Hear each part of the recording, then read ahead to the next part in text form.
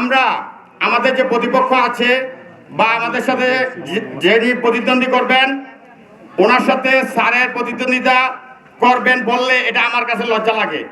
এখন যদিও রাজনীতির ভাষায় প্রতিদ্বন্দ্বীর বিষয়টা থাকে, তো সেই ক্ষেত্রে আমরা বলবো স্যার আমাদের এখান থেকে পাশ করবে, এটা নিঃসন্দেহে। কিন্তু আমাদের প্রতিদ্বন্দ্বী যারা আছে, প্রতিপক্ষ যারা আছে, তাদেরকে আমাদের কাজটা করতে হবে, তাদের যাতে জামানতটা বাজেয়াপ্ত হয়।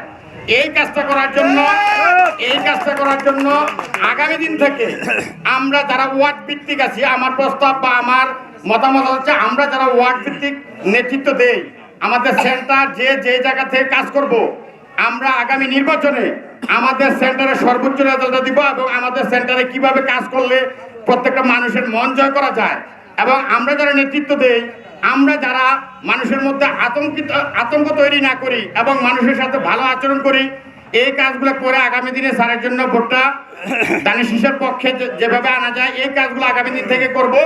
এটা হচ্ছে আমার দলের কথা।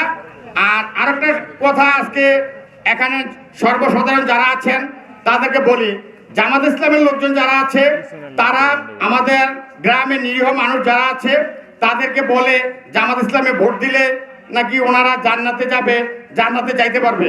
কারণ আজকে হাউজে যারা আছেন তাদের কাছে আমার একটা প্রশ্ন, সেটা হচ্ছে জামাত ইসলাম খুলনা 1 আসনে একজন হিন্দু লোককে মনোনয়ন দিয়েছেন, এখন উনি কিভাবে জান্নাতে যাবে?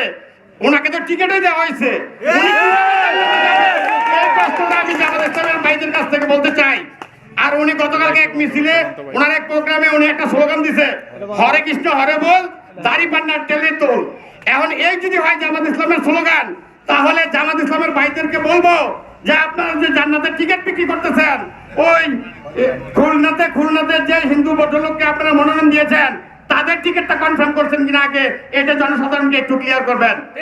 আজকে আর বক্তব্য দীর্ঘায়িত করবো না, থানা নেতৃবৃন্দ যারা আছেন তারা বক্তব্য